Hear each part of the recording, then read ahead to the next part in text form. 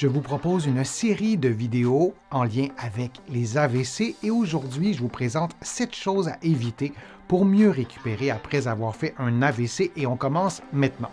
Je suis Denis Fortier. Si vous êtes nouveau ici sur ma chaîne YouTube, je vous conseille de vous abonner en cliquant sur le coin inférieur droit de l'écran. Vous pouvez aussi vous abonner gratuitement à mon infolettre en visitant mon site web, le www.denisfortier.ca. Maintenant, les AVC, c'est un problème fréquent. Il y a des dizaines et des dizaines de milliers de Canadiens qui font un premier AVC chaque année. C'est la même chose dans tous les pays de la francophonie. C'est la principale raison d'incapacité physique permanente. Donc, c'est un sujet important et vous avez été plusieurs à me poser des questions sur l'AVC. Consultez mes vidéos précédentes pour avoir d'autres informations sur l'AVC. Et les conseils que je vous donne aujourd'hui ne remplacent pas ceux de vos médecins ni ceux des professionnels de la réadaptation que vous avez consultés. Une première chose à éviter, ne pas consulter un professionnel de la réadaptation après avoir fait un AVC.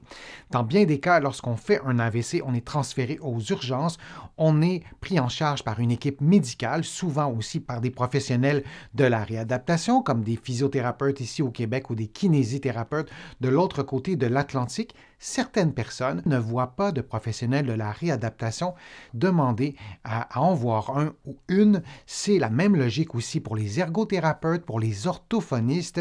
Il est nécessaire de maximiser votre potentiel de réadaptation dans les premiers jours, les premières semaines et les premiers mois suivant l'AVC.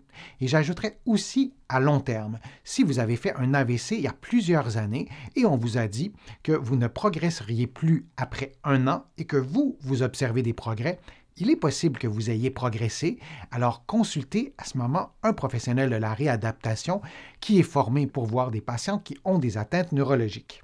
Évitez de ne faire que des exercices. Après la période de réadaptation intensive, vous obtenez votre congé, vous êtes à la maison, le suivi en réadaptation est probablement terminé et on a souvent la bonne idée de faire des exercices.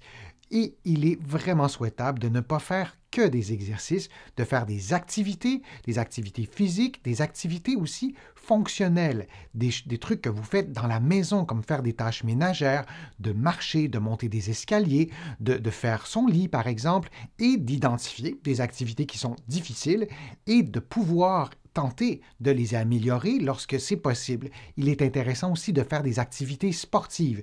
Par exemple, les jeux de ballon stimulent souvent à la fois l'équilibre, l'endurance, la force musculaire, la coordination et aussi certaines tâches cognitives comme l'attention et souvent aussi la mémoire. Donc, ne vous limitez pas qu'à des exercices, bien que souvent ils soient nécessaires. Ajoutez aussi des activités de la vie de tous les jours, des activités fonctionnelles et aussi des activités sportives. Oubliez de prendre soin de vos capacités cardio-respiratoires. C'est une chose à éviter. Dans un contexte d'AVC, on peut réduire nos activités physiques, nos déplacements, les efforts musculaires qu'on fera et à la longue, on peut observer un déconditionnement cardio-respiratoire, c'est-à-dire qu'on sera à bout de souffle beaucoup plus facilement et ce n'est pas une bonne idée.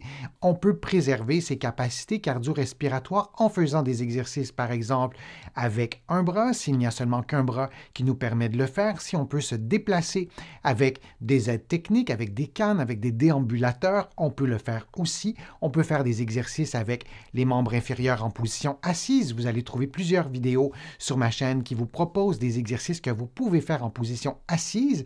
Et vous voyez un peu l'idée, c'est de bouger à une intensité suffisante pour accélérer votre rythme respiratoire et votre fréquence cardiaque pendant plusieurs minutes. Idéalement, on souhaite pendant 10, 15, 20 minutes. Si tout ça est possible pour vous, si votre médecin vous permet de faire des activités cardio-respiratoires, mais dans la grande majorité des cas, non seulement on peut le faire, mais c'est recommandé pour la santé générale. Bloquer votre respiration ou cesser de respirer pendant un exercice, pendant une activité physique, c'est une erreur, c'est une chose à éviter. On veut avoir une respiration qui est libre. Si ce n'est pas le cas, vous pourriez, par exemple, voir le tonus musculaire, par exemple, de votre bras ou de votre main augmenter et la tâche que vous tenterez de faire, l'exercice que vous souhaiterez accomplir sera peut-être plus difficile. Vous épuiser, c'est une erreur à éviter. Parfois, on est rempli de bonne volonté, on fait beaucoup d'exercices, on fait peut-être trop d'exercices, trop d'activité physique parce qu'on veut absolument récupérer certaines capacités physiques ou on se rend compte qu'il y a un potentiel de récupération et on exagère peut-être un peu et on s'épuise, l'épuisement n'est jamais une bonne chose pour pouvoir reconstruire ses forces, reconstruire ses capacités physiques. La fatigue, oui, parfois on peut se rendre jusqu'au seuil de fatigue et ensuite se reposer, ensuite peut-être prendre une journée de repos, de ne pas faire trop d'exercice. Lorsqu'on se rend jusqu'à l'épuisement, c'est une mauvaise idée et dans bien des cas, ce n'est pas la meilleure façon pour récupérer ses capacités physiques. Et souvenez-vous que l'épuisement peut être aussi cognitif, particulièrement après avoir fait un AVC, il est possible que vous ayez une capacité d'attention qui est diminuée, une capacité de mémoire peut-être qui est diminuée. Il peut y avoir en fait des modifications dans vos capacités cognitives et de vous rendre jusqu'à l'épuisement. En général, ce n'est pas une bonne idée.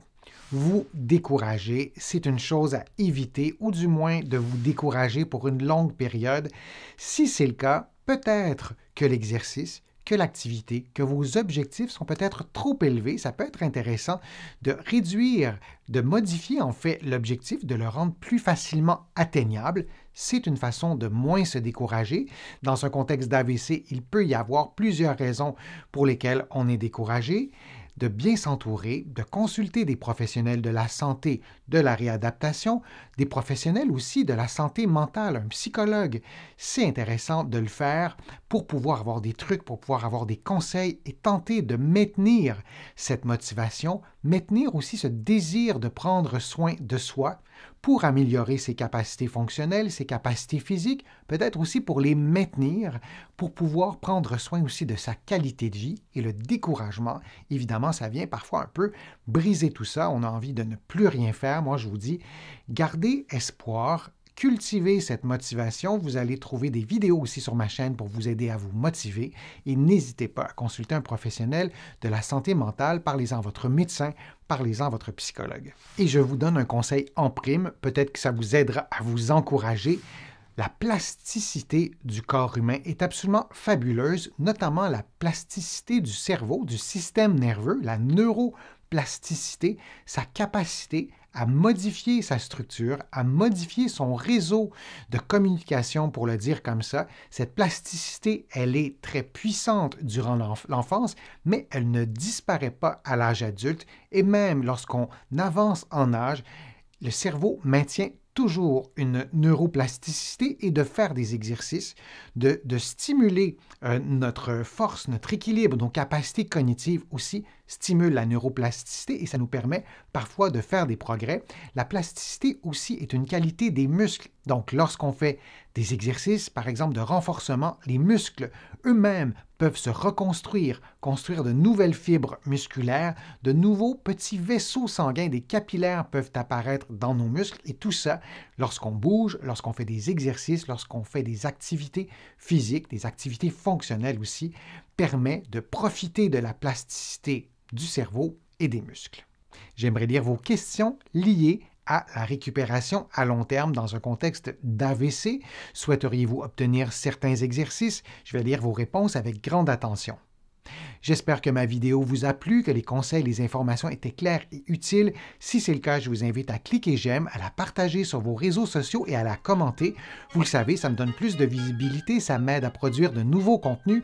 Vous allez trouver beaucoup d'informations sur mon site web, le www.denisfortier.ca. Et il y a aussi beaucoup d'autres informations dans mes livres que vous pouvez trouver partout au Canada. Mes livres sont aussi disponibles de l'autre côté de l'Atlantique et je vous mets le lien pour trouver mes livres dans la description de cette vidéo aussi. Je suis Denis Fortier, je vous remercie beaucoup, à bientôt.